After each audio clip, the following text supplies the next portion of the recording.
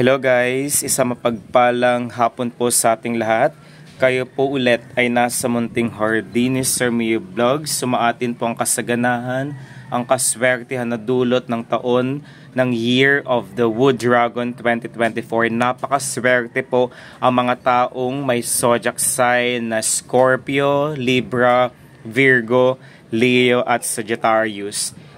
And for today's update and for today's video ay gusto kong ibahagi guys ang isa sa mga halaman na considered feng shui house plant, lucky plant at Vastu plant dahil sa kanyang angking kakayahan, napaka-epektibo at responsable sa paglilinis po ng hangin. Ito po yung isang cultivar, variety, uri at tipo ng money plant na tinatawag na photos plant.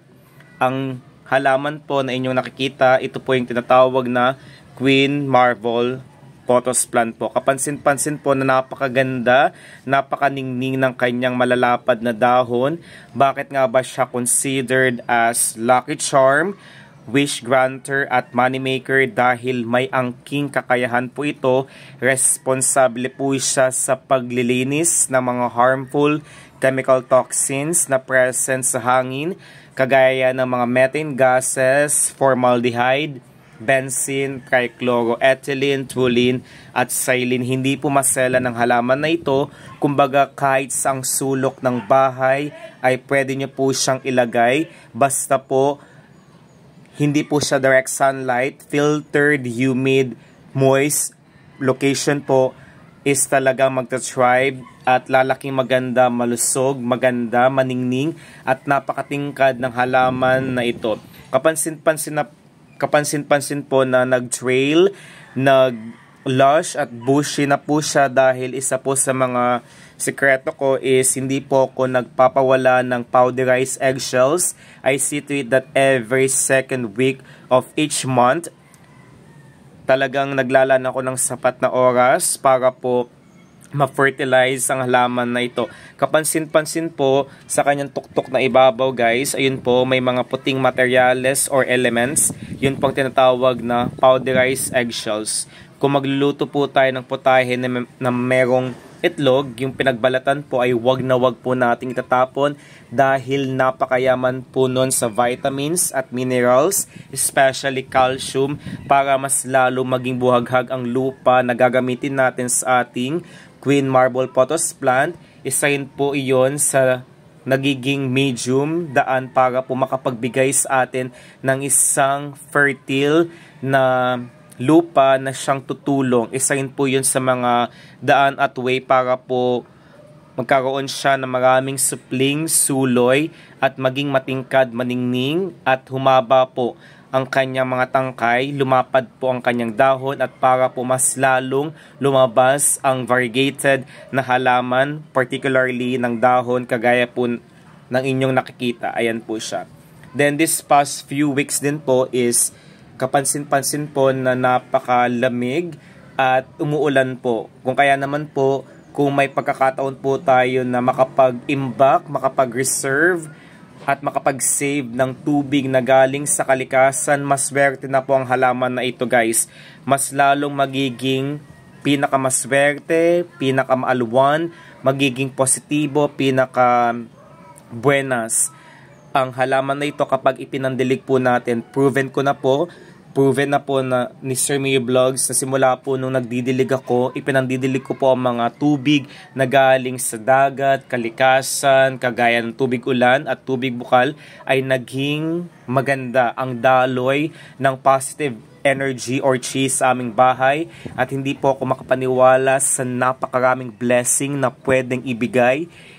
Siya rin po ang naghahaltak. Yes, hindi po kayo makapaniwala, gawin na lamang po natin iyon para po masabi po natin talaga na napakagandang ilagayan ng halaman na ito. Particularly, pumili po tayo ng isang lokasyon, yung pong pinakadaluyan ng napakabuenas na direction po is yung northeast portion. Yun po yung hilagang silangan na kung saan yun po ang tumbukan ng mga positive energy dahil doon po is nagpropromote ng renewal, ng rebirth. Kumbaga hinahaltak niya ang mga matutumal na blessing. Wag na wag po tayo maglalagay ng mga halaman, particularly sa west portion dahil doon po ang lubugan ng araw at yun po ang hindi magandang simbolismo ng mga biyaya sa ating buhay. Ayan po siya guys. Isa rin po sa mga dahilan kung bakit siya naging bush or lush. Kumbaga hindi po ako naglalagay ng ganitong halaman doon sa direktang sikat ng araw. Full sun exposure po ay hindi maganda. Pumili po tayo ng isang lugar na kung saan meron po siyang moist, humid, at ang halaman na ito is talagang healthy grown looking at magta-thrive siya doon sa mahalumigmig na portion ng ating bahay na mayroong indirect sunlight po. And also, wag po tayong gagamit ng mga lupa na hindi madaling nasisipsip ang tubig kapag nagdilig po tayo. See to it na pumili po tayo ng lupa na fast draining and absorbing para sa ating mga halaman po. Combination siya ng coco peat, powderized eggshells, loam, garden soil na meron pong ipa at yung tinatawag na pumice and vermicast po. Ayun siya guys. Isa rin po sa mga dahilan kung bakit hindi po ako nagpapawala at patuloy po ako sa pagpaparami ng halaman na ito dahil simula po nung sinabihan ko siya, lahat ng aking mga panalangin, pangarap ay kanyang agarang natupad. Kumbaga ang mga halaman po ay pawang mga gabay lamang po. Kumbaga sila po magsisilbing daan lamang po, medium, na kung saan pwede po natin siyang kaibiganin. Kumbaga sabihan po natin siya ng ating mga hinaing, ng ating mga panalangin na siyang nagagaling sa bukal sa ating puso para po agarang matupad ito. Lalakipan pa rin po natin ng sipag at tiyaga. Kung meron po tayong nais na matupad sa ating buhay, ay magtsatsaga, magsisipag, para po mabilis na matupad ang ating kahilingan at mga ninanais sa buhay. Bakit nga ba siya magiging trending din sa taon ng wood dragon? Dahil po napakagandang ilagay. Considered lucky charm po ito. Madali lamang pong paramihin ang halaman na Queen Marble Pothos plant. Kapansin-pansin po na kapag meron na po siyang nagsibulang mga ugat doon sa kanyang pinakatangkay, ito po yung tinatawag na aerial roots. Kumbaga ready na po siya, handa na po siya sa water or soil propagation. Kumbaga yung dalawang mediums na iyon, ways, is talagang napaka-epektibo na aking base na rin po sa aking experience. Simula po nung nagparami ako ay naging matagumpay. Out of 10 na propagation ko, 9/10 po ay naging matagumpay or successful. Ito siya guys, so yung aerial roots. Kumbaga ang tamang pagkat po, ito siya guys, papakita ko po. And since meron po siyang tangkay dito, ito po, ayan, may ugat po siya. So itong part na to is ready na po siya sa pagpaparami. Mag-cut po tayo ng 1 inch sa pinakadulo at 1 inch sa pinakataas po. Then ito po is itutusok po natin sa fast draining and absorbing na lupa. Napakadaling alagaan, considered low maintenance, drought tolerant. Hindi niya po kailangang diligan everyday.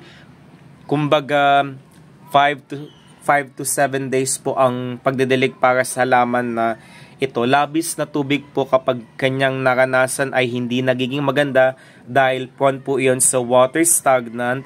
Isa rin po sa mga worst case scenario kapag labis po ang tubig na ating ipinandilig is magkakaroon po siya ng mabilisang pagkabulok ng ugat, particularly ng halaman na ito. Kumbaga kapag namatayan po tayo ng mga feng shui, house plant, money plant, vastu plant, ay hindi po yun nagiging maganda. Senyalis na po na hindi po natin siya naalagaang mabuti at yun po ay hindi sumisimbolo or nagrepresenta ng isang magandang kapalaran or oportunidad. Maraming salamat guys.